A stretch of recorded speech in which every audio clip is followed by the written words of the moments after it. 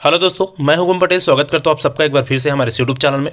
तो जैसा कि आप सबको पता है कि छत्तीसगढ़ में आरक्षण का जो मुद्दा है वो उलझा हुआ है और उसी कड़ी में राज्यपाल जी के द्वारा जो छत्तीसगढ़ शासन है उनसे 10 सवाल पूछे गए थे, जिनके बेस पर वो अपना आरक्षण का जो फैसला था वो डिसाइड करने वाली थी।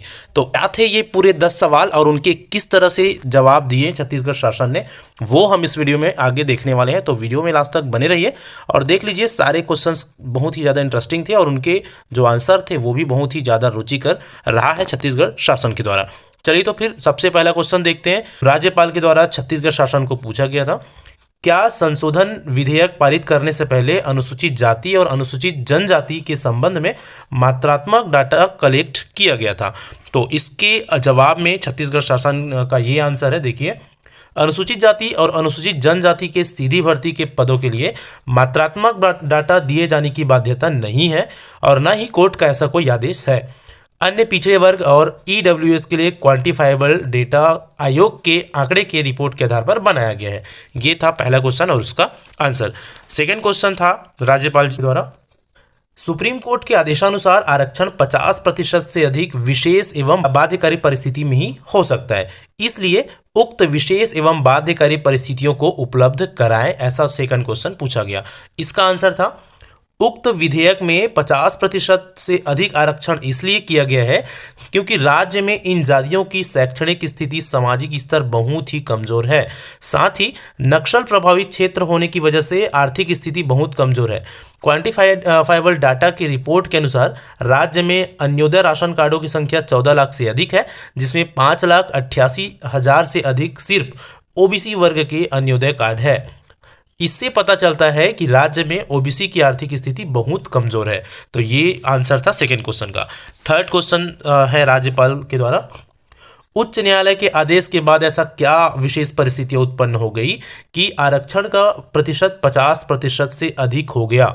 क्या इन विशेष परिस्थितियों के संबंध में कोई डेटा कलेक्ट किया गया है? यह था तीसरा क्वेश्चन। इसका आंसर देखिए क्या दिया गया है। इसका आंसर है, शासन ने सितंबर 2019 में क्वांटिफाइबल डाटा आयोग का गठन किया था। उसी के रिपोर्ट के आधार पर ओबीसी और ईडब्ल्यूएस के डाटा को आधार बनाया गया है। अगला हम देख लेते हैं फोर्थ क्वेश्चन क्या था। फोर्थ क्वेश्चन था, राज्य के एससी एसटी वर्ग के लोग किस प्रकार से राज्य में सामाजिक और आर्थिक शैक्षणिक रूप से पिछड़े हुए हैं?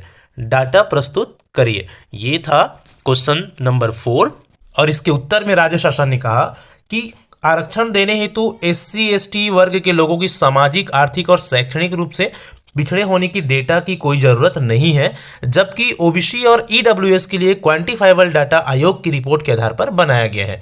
ये था आंसर उनके फोर्थ क्वेश्चन का।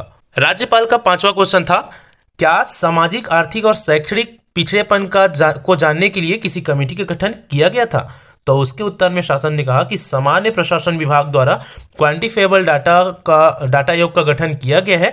उक्त रिपोर्ट 21 नवंबर 2022 को प्रस्तुत की गई थी। अगला क्वेश्चन, क्वांटिफाइबल डाटा आयोग की रिपोर्ट राज्यपाल के सचिवालय के समक्ष प्रस्तुत करें। तो इसके आंसर में शासन ने जवाब दिया कि क्वांटिफाइबल डाटा आयोग की रिपोर्ट शासन को 21 नवंबर 2022 को प्रस्तुत की जा चुकी है।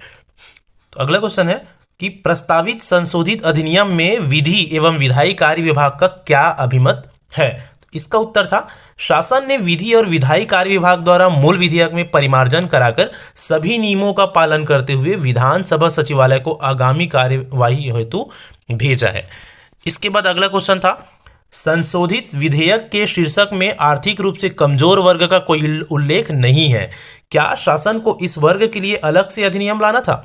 इसका उत्तर था, राज्यपाल के हस्ताक्षर के बाद आरक्षण संशोधन विधेयक 2022 छत्तीसगढ़ लोक सेवा अनुसूचित जाति, जनजाति एवं पिछड़ा वर्गों और आर्थिक रूप से कमजोर वर्गों के लिए अधिनियम 1994 कहलाएगा। अलग से संशोधन विधेयक लाना कानूनी रूप से ठीक नहीं है। ये आंसर था उनके 8वें क्वेश्चन का।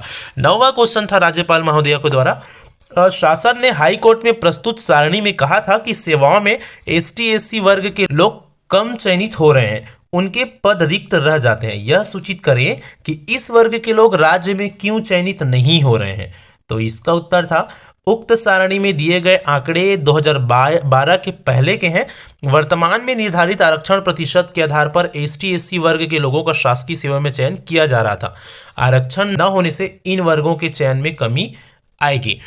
उसके बाद अगला और आखिरी क्वेश्चन था राज्यपाल महोदय के द्वारा, क्या उक्त संशोधन विधेयक में प्रशासन की दक्षता का ध्यान रखा गया है और क्या इस संबंध में कोई सर्वेक्षण किया गया है?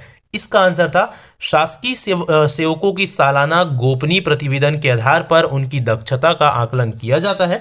राज्य के सेवाओं में एसटी एससी वर्ग के लोगों का पर्याप्त प्रतिनिधित्व नहीं है और राज्य में पूर्व से संचालित आरक्षण नीति से किसी भी तरह की प्रशासनिक दक्षता का कोई विपरीत प्रभाव नहीं पड़ा है। तो इस तरह से ये पूरे 10 क्वेश्चंस के जवाब राज्य शासन के द्वारा राज्यपाल महोदय को दिया गया। अब देखते हैं इन पूरे क्वेश्चंस को पढ़कर इनको अच्छे से समझ लेने के बाद राज्यपाल महोदय का क्या अगला कदम रहता है। सभी हम उम्मीद यही करेंगे कि जो ये आरक्षण का मुद्दा है वो बहुत ही जल्दी निपटे और छत्तीसगढ़ के जितने भी बेरोजगार साथी हैं जो आरक्षण मुद्दे के निपटने का इंतजार कर रहे हैं उनका इंतजार खत्म हो।